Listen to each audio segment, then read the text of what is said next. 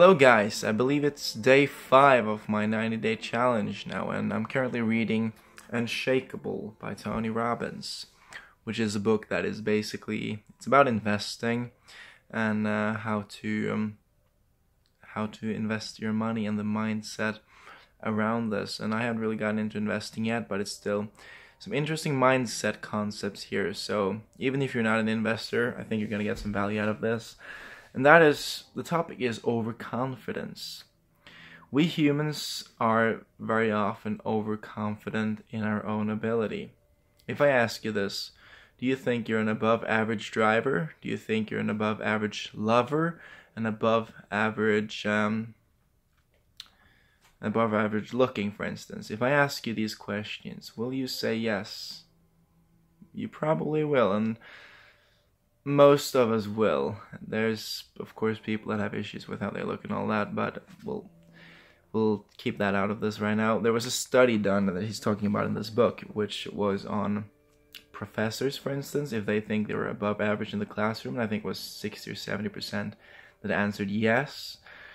And students that think they were above average or should get a higher grade or whatever than they actually got. And overestimating our abilities, of course, being positive to some extent is good, absolutely, but overestimating your abilities, especially in investing, but also in life in general, can be very dangerous.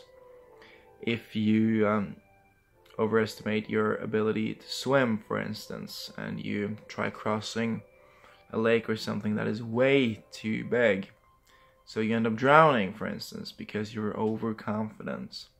You think you can jump a certain cliff or jump a certain ledge, whatever, and you don't. you don't have the power in your legs to do so. It can be fatal, you know. And when it comes to your business, economy, your financial situation, whatever you're doing, overconfidence can be lethal. And I'm not saying there's so much talk about like trust in yourself and believe that you're good and all of this, which is important. I'm not saying this is not important, okay? But there's a difference between being like optimistic and actually admitting that, you know what, I don't know everything. I actually don't know. It's completely okay to say that, you know what, I don't know.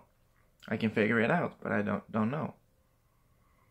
Like, I don't know everything about badminton. I've played badminton for a lot of years. That's my game.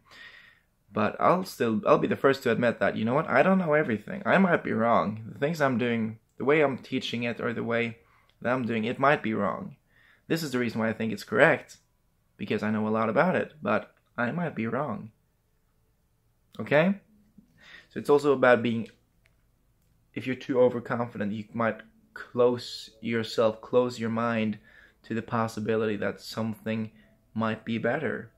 Like, there's a famous story about this family on Thanksgiving. They had their turkey, and they chopped off the legs of the turkey. The one who made the food did that, chopped off the legs of the turkey.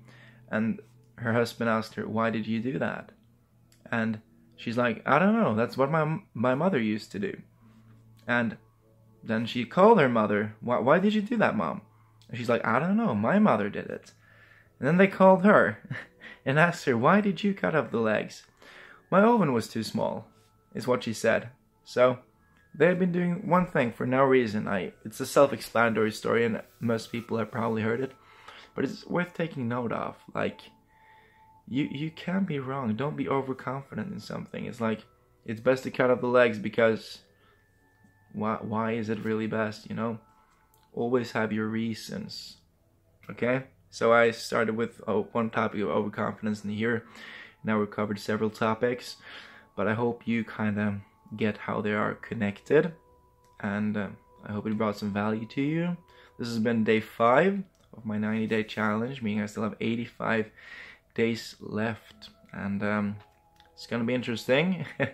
I just need to make sure I read something every day so I actually have something to talk about. But if there's ever something you are wondering about, Because like these are unedited. I hardly watch them after I record them. It's like just get it out there, you know. It's raw material. So if there's something that you did not understand or something that didn't make sense to you, feel free to contact me on. I'm posting this on my website, so you can send me an email, drop a comment, YouTube, drop a comment, whatever. Okay.